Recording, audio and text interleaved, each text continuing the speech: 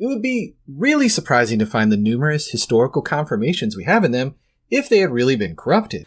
Yeah, historical confirmations like the Roman census, including Judea, happening in 4 BCE, when in reality and according to historical evidence, actually happened in 6 CE and not 4 BCE.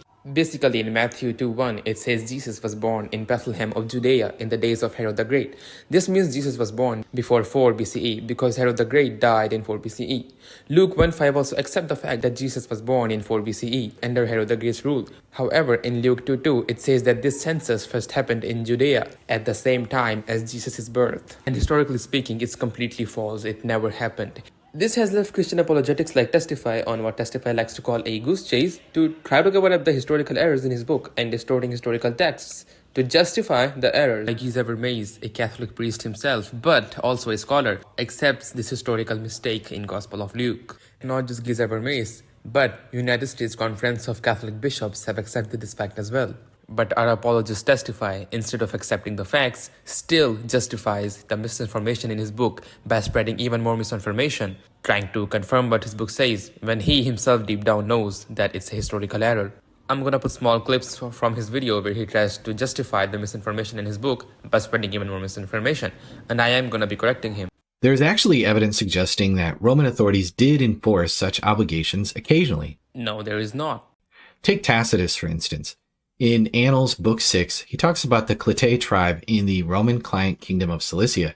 They were made to conform to Roman customs by declaring their property and meeting tax obligations, indicating situations where people had to return to their places of origin for census and tax purposes. It absolutely does not talk about anyone going back to their ancestral homeland for census or tax purposes in the Roman Empire. It only mentions the tribe of Clitae who were compelled in a Roman fashion to render an account of their revenue and submit to tribute. But when they rebelled, then Rome sent their troops to defend their client kingdom, which was the norm for Rome, by the way, according to Oxford Dictionary 3rd edition. It was the client king himself who ordered the census to be done. If it was about the Roman Empire itself, the text would not have said they did it in a Roman fashion. Rather, it would have directly told us that it was Rome itself doing the census in its client kingdom. But no, the text says tribe of Clitae were compelled in a Roman fashion or method. It does not say that the Roman Empire ordered the census to be done in its client kingdom, nor does it even indicate to the slightest that the people in the Roman Empire had to travel to their ancestral homelands. In fact, all the evidence we have only suggests that client kingdoms were free and exempt from such censuses and tax. And even at times of censuses, people did not leave their current properties because that would destroy the whole point. Because if the people are really gonna leave behind their properties and start rushing to apparently their ancestral hometowns, tracing back their lineage, how are the authorities even going to assess their properties when their properties are left behind to rot alone? Telling citizens to travel back to their ancestral home and trace back their lineage is not the best idea to assess properties, is it? Also, archaeological digs uncovered a Greek papyrus from the prefect Gaius Vibius Maximus, dating around 104 AD, instructing everyone under his rule in Egypt to head back to their hometowns as part of a census. This discovery strongly supports the idea that the Roman administration did, at times, mandate hometown returns for census and tax purposes. Okay, spreading information again. The Papyrus number 904 he mentioned absolutely does not say anything about anyone returning to their ancestral hometown because of their lineage. Instead, it's telling people who are temporarily away from their home for work to return to their houses so that they may perform the customary business of registration and apply themselves to the cultivation which concerns them, which is, by the way, completely different from Joseph tracing his lineage back to David and traveling to Bethlehem because his lineage traces back to David. Please stop spreading this information. After this, he provides a couple of explanations while he copes heavily, but his explanations are nothing more than a pile of trash. Now, what we're about to jump into here to unravel the census is a little bit on the complicated, dry, and dusty side, but such is the nature of censuses. Okay, so let's dive into this. Historical records in the Deeds of the Divine Augustus mention a census ordered by Augustus in 8 BC involving roughly around 4 million Roman citizens, massive for a population that was around 1 million. With such figures, it had to be empire-wide, considering slower communication and travel. Regions like Israel may have taken years to complete the census. This suggests that Jesus was born around 6 to 4 BC. If Matthew and Luke were just making stuff up, it's highly unlikely these details would align so well.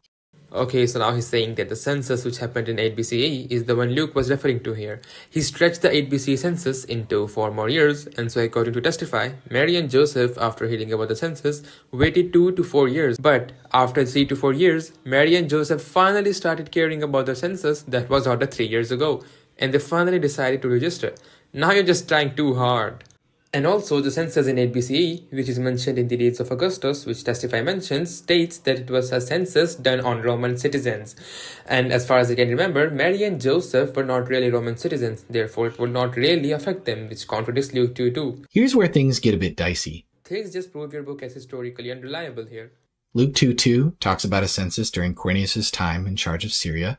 Matthew is pretty clear that Jesus was born during Herod's reign, who died around 4 BC, but Quirinius didn't step in until 6 AD, as Dan has mentioned, a good decade after Herod the Great kicked the bucket, leaving us with a 10-year wide discrepancy. Here's the thing, though. Luke knows that Jesus was definitely born during Herod the Great's reign.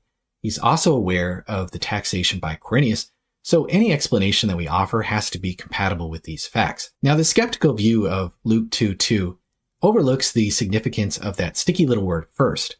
If Luke merely meant to mention the census under Quirinius, why even use the word first? Because Judea was annexed and just became a province of Rome. Why not simply say, this was the census during Quirinius' time as governor of Syria, and just stop? Because Judea was annexed and just became a province of Rome. The skeptics suggest that first means the first census in Judea, but that's not the only reasonable interpretation here. There is plenty of scholarly debate around Luke 2:2. It's rather vast and complex, but I'll just stick with a couple explanations, and I think that these have some real plausibility. So John Thorley, a scholar, writes in his paper, The Nativity Census, what does Luke actually say? What Luke is actually saying is that this was the first census to take place while Quirinius happened to be governor of Syria, thus distinguishing it from a second census made when Quirinius was similarly governor of Syria in 86. Luke's Greek surely allows no other sensible and unambiguous interpretation. Okay, so another explanation he gave is that a census in Judea did happen at the time of Jesus, but it was just not recorded, and that we have gaps in our knowledge or something. It's a known fact that the census and taxation system affected the Jews of Judea so much that it caused the Jewish revolt. They thought it was an introduction to slavery and they believed God would be against it. So, in order to accept Testify's explanation, we have to believe that for some reason the Jews were completely brain dead and for some reason did not even notice anything when the census was taken in Judea before 6 CE, when Jesus was born. But when the same census happened again in 6 CE, they suddenly woke up from their coma and thought, tax bad. The Jews saw it all as an introduction to slavery. It's quite clear that the census in 6 CE was the first census in Judea by Rome. Otherwise, it wouldn't be known as introduction to anything. Now, Thorley points out that Luke's accuracy about the decree or the census in Judea around 8 to 5 BC and Quirinius' rule in Syria remains a bit fuzzy. No, it's not fuzzy. It's quite clear that Gospel of Luke was lying about the census in order to make Jesus be born in Bethlehem and not somewhere else. So people don't say that Jesus is not the Messiah because the Messiah was supposed to be born in Bethlehem. But we have lots of historical gaps in our knowledge. So when you make a bogus claim about history with zero evidence in order to cover the historical errors in your book, it's suddenly okay because there are gaps in our knowledge. But at the same time, when Islam says that Jesus told his people that a prophet named Ahmed will be sent to the world, you suddenly start making jokes about it and say how there is no evidence for such statements of Jesus. Such hypocrisy can misguide you, bro. I'll add that the word hegemon might not specifically mean governor, suggesting Quirinius could have overseen a census in Syria without holding an official title as Josephus defines it. Okay, well then I guess that Pontius Pilate also has some position other than the governor because the same word used to describe Quirinius is also used to describe Pontius Pilate in Luke 3:1. Please stop adjusting the Greek language to cover up the historical errors in your book. Maybe Quirinius held some other kind of official role twice. No, Quirinius at the time of Jesus' birth was at a war campaign against a tribe that had risen up in the mountains of Cilicia, Turkey today. Or possibly Luke is just mixing up Quirinius with Quintilius Varus, who actually was the governor of Syria from around 6 to 4 BC. This would be a minor error on Luke's part. Okay, so we are making assumptions now, we're making scenarios now. Oh, Luke must have done this. Oh, Luke must have forgotten. But if you don't have any explanation backed up by any kind of evidence, then it's better to stay quiet, as Prophet Muhammad, peace be upon him, said, speak good or remain silent. But definitely an understandable one, and it challenges the idea that Luke was just making stuff up.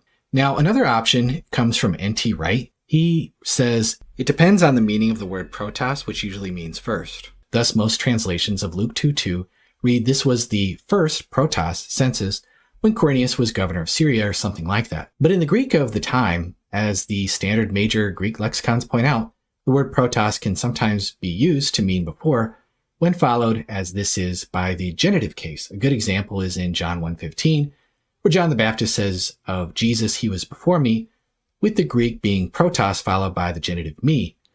Yeah, no, John 1:15 and John 1:30, both which say he was before me, are the only times out of 102 times in which the word protos is used in the New Testament that the word protos is translated as before.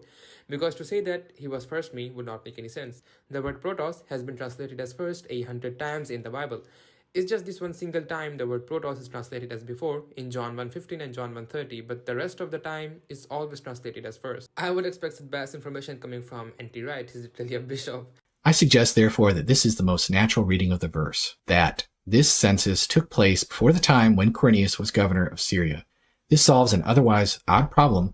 Why would Luke say that Quirinius' census was the first? Because Judea was annexed and just became a province.